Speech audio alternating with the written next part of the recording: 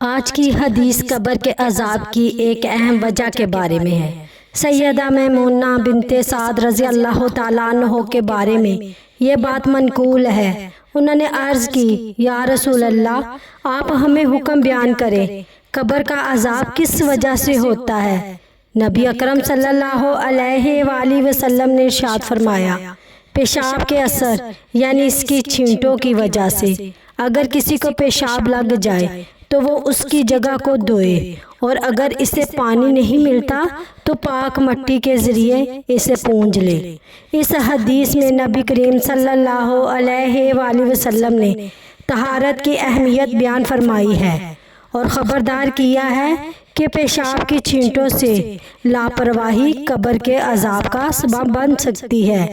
اس لیے مسلمانوں کو ہمیشہ پاکیزگی کا اہتمام کرنا چاہیے، طہارت اختیار کریں، کیونکہ پاکیزگی دنیا میں عزت اور آخرت نجات کا ذریعہ ہے۔